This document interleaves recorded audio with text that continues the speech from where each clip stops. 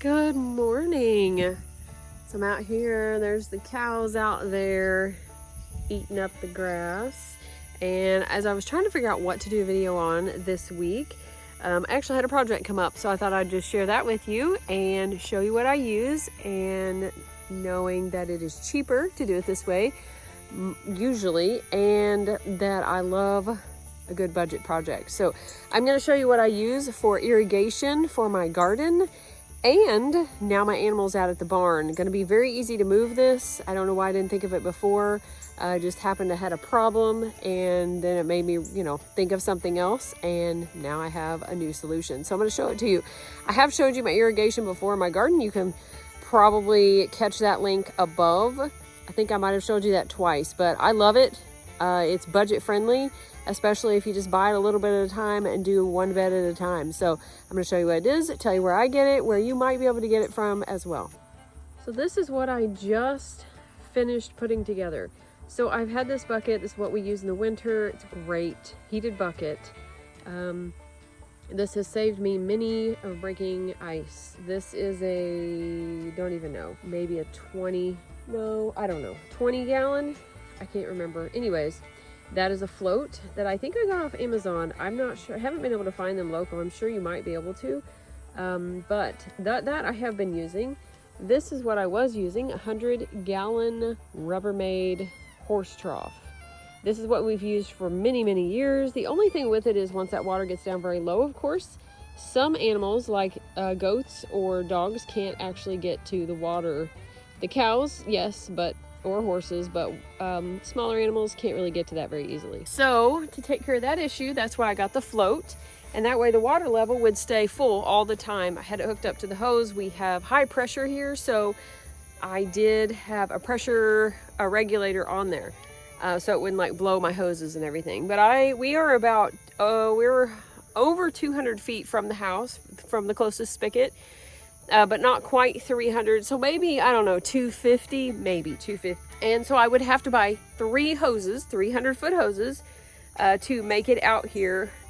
And must have been over 250 because I don't know. Anyways, I would buy 3 100-foot hoses. And if bought hoses, then you know that 100-foot heavy-duty hoses are kind of expensive. So, yeah. So that is, I don't know why I didn't think of this before, because it would have saved me money, because I actually have 2 brand new hoses that I just got early this year, actually, I think, or the end of last year.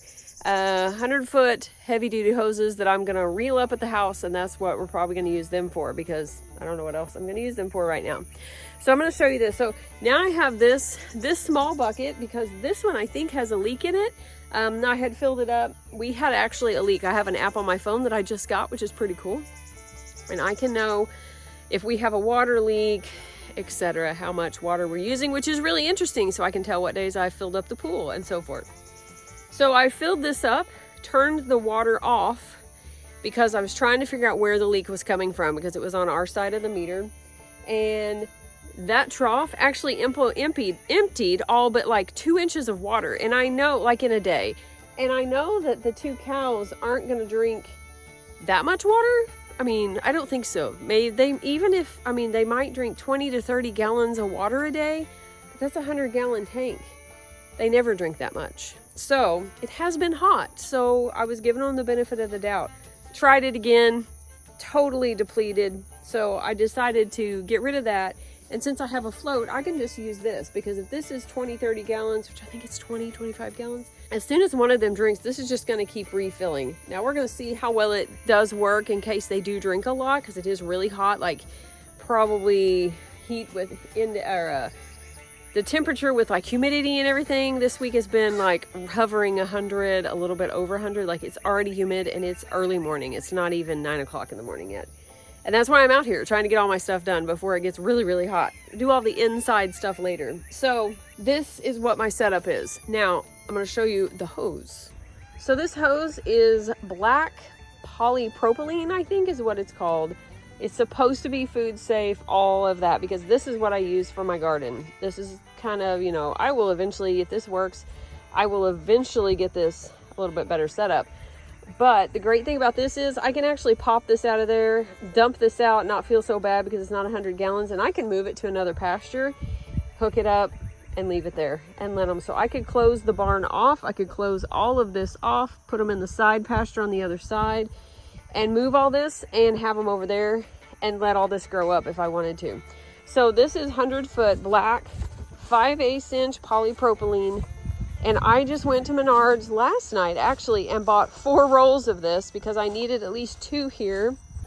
I actually had, how many did I have? I had 1 left that I bought on clearance. So if you ever find it on clearance, buy it.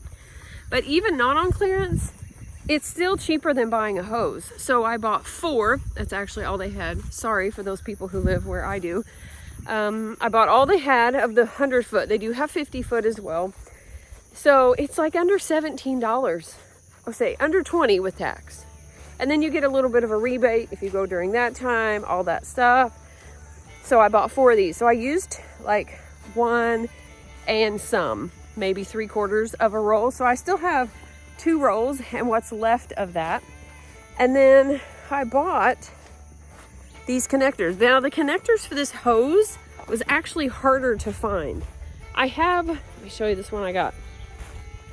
So this is the female end of the hose, and it's just, you just push the tubing in there. That's it. And it's supposed to grip it. Now this would work with the new tubing I got because it's actually less rigid than this other tubing I have. I'm going to show you so the old is just black, plain, doesn't have a stripe, nothing. So it fits better with these. For some reason it goes on there better and grips it better.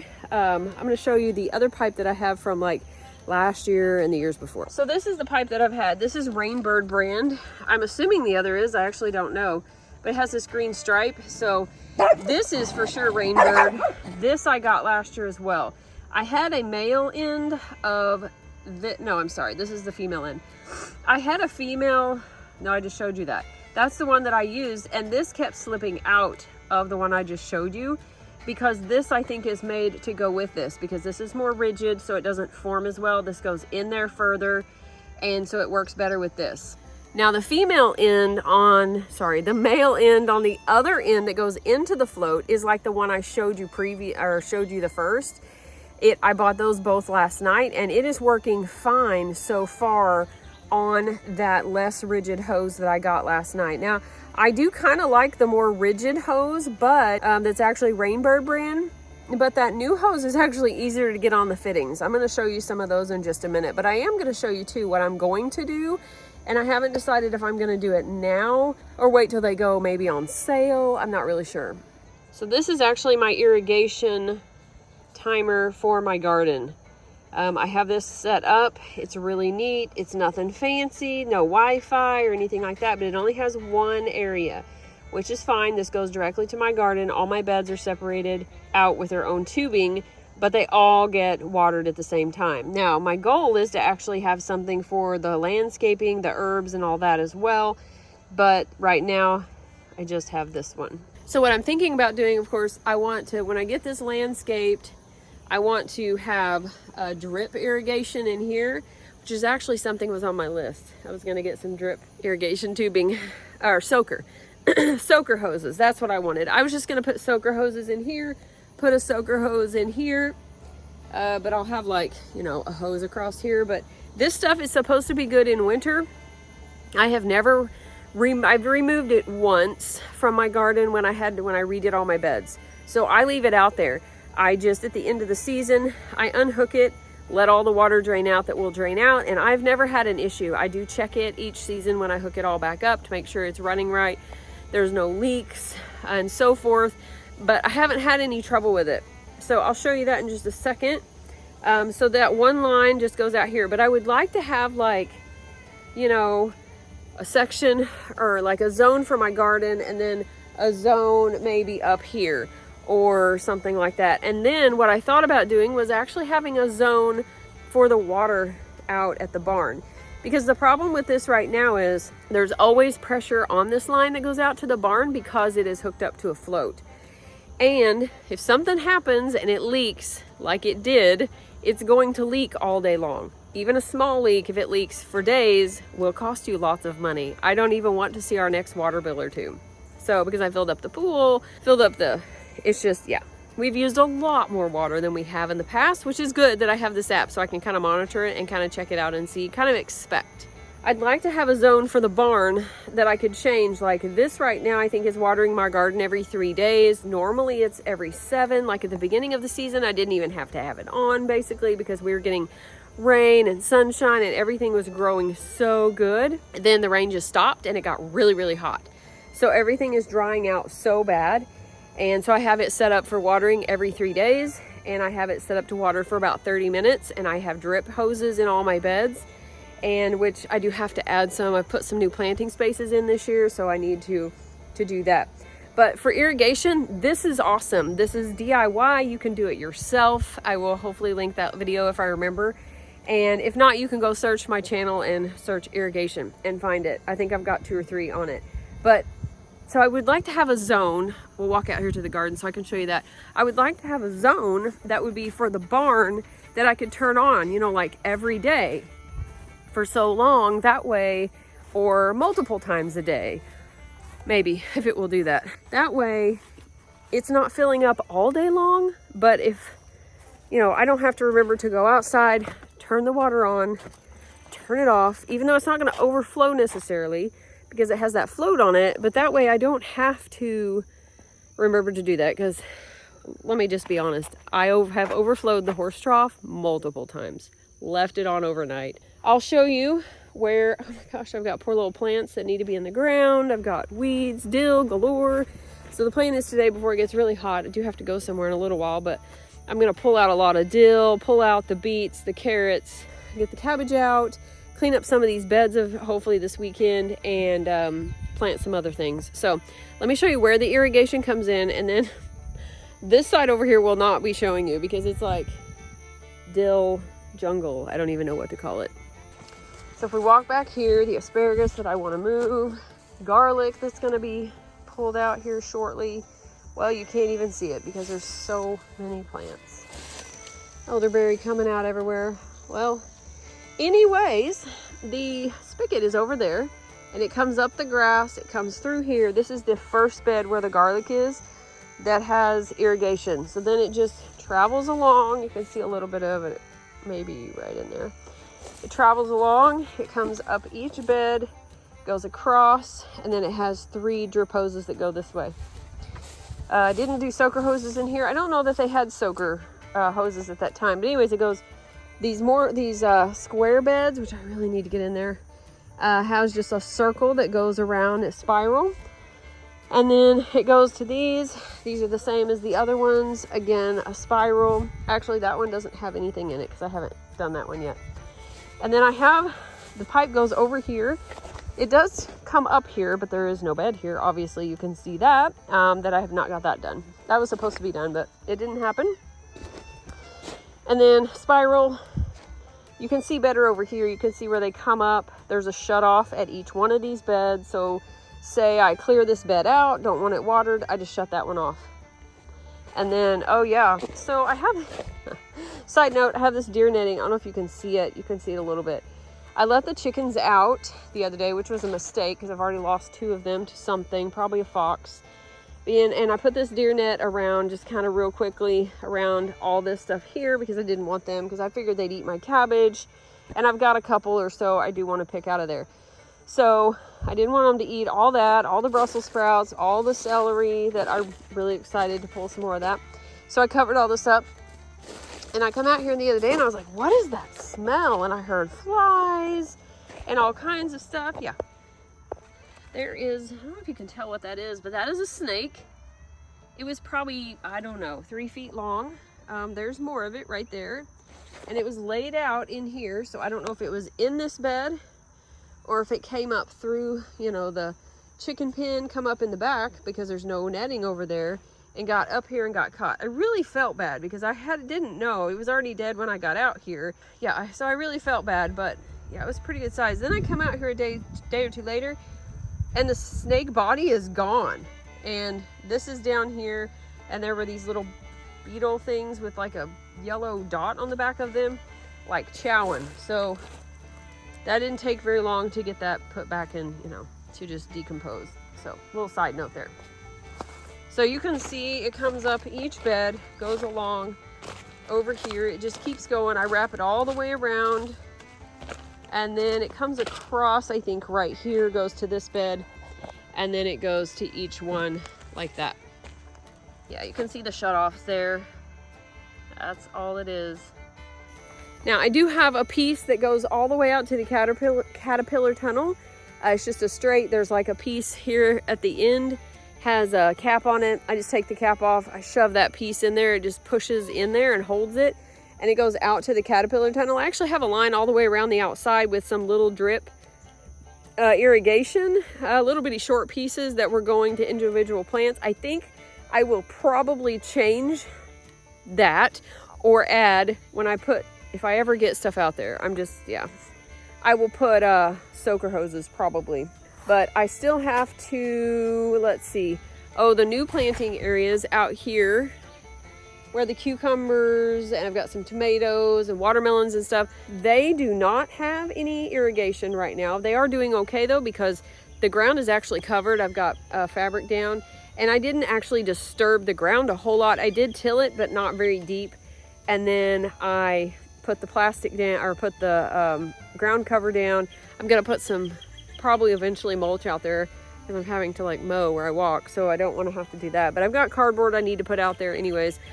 That is still to do. It's already starting to get really hot, but I have like stuff in the way, so I don't know if that's gonna happen like right now. But anyways, all that to say that this polypropylene tubing that you can buy, that I found at Menards, that's where I get all of it at. You can look online, you can find Rainbird. That is the brand I believe that they carry, and that's what I've been using.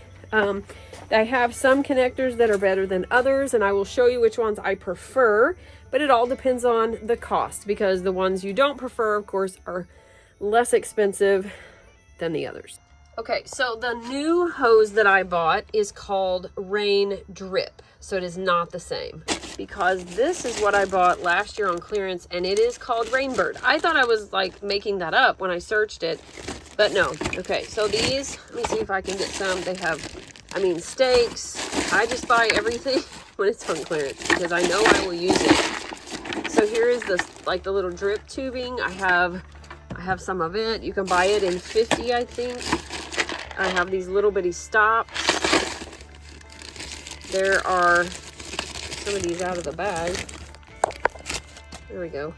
Like these are connectors. So literally that just pushes right on. So when you have that more rigid pipe, it's a little bit harder, but it's doable by your hands. You just have to kind of wiggle it back and forth and get it on there. But they have tees, they have straight pieces, they have corners, all kinds. I don't think I have the easy ones, but they basically look like that one that just pushes in there and that's it. And so they're really easy. I have some of them, but these are, see, there's Rainbird again. These are the shutoff valves. These go on the ends. You basically put the pipe through there, fold it over, put it back, and it causes a fold, and then it doesn't leak, which are easy to take off. Let's see what else. I just have some random stuff in here. I have these that I was using. I don't think I've used these a whole lot now, but I usually use stakes and just hold them down. But I will buy this if it's ever on clearance because I use it all the time and it's so easy to use. I think it's really helpful because I would forget to water my garden, or even if you're just doing it weekly, that's a lot.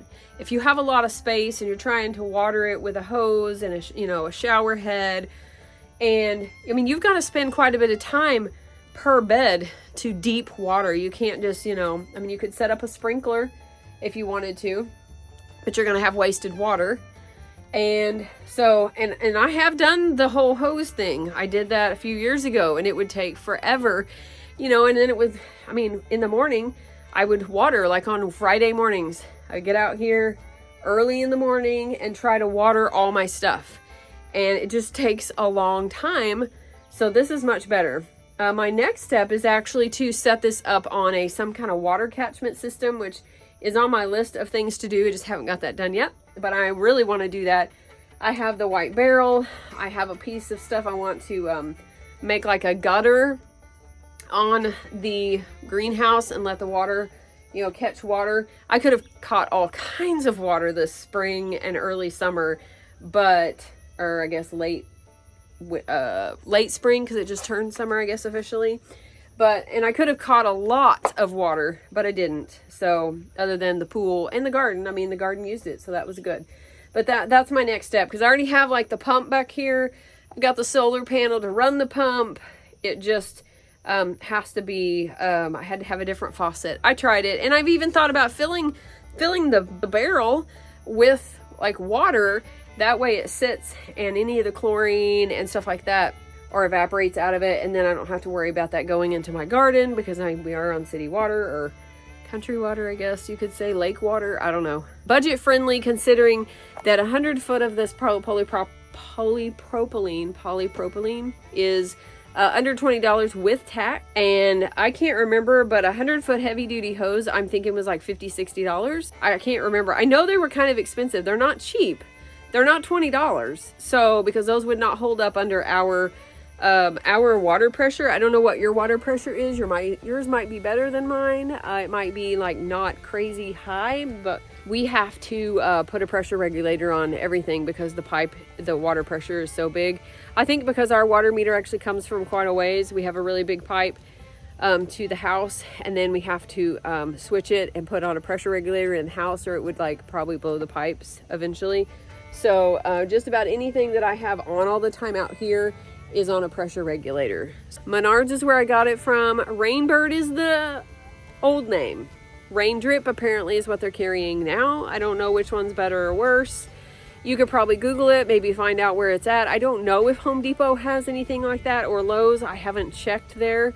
I know that Walmart does have some stuff. I've gotten some stuff there on clearance, because that might have been where I got my timer at, actually. I need to go there and look and see, because it's probably, I mean, with us getting as hot as what it is, some of that stuff is going to go on sale or clearance before too much longer, because they really want that gone before they start bringing in some other stuff. So just check it out. See, start one bed at a time. That's what I did. I started just doing a few beds at a time, and then I would work, and I got into a rhythm. So then I knew what I wanted, how I wanted to do it, to try to use least amount of, tubing and everything as possible. So let me know what you think. Be sure to share comments below. Maybe use something totally different that you like better, or you want some more information. Let me know below. Be sure to like and subscribe. And as always, don't forget to be lovely lights today.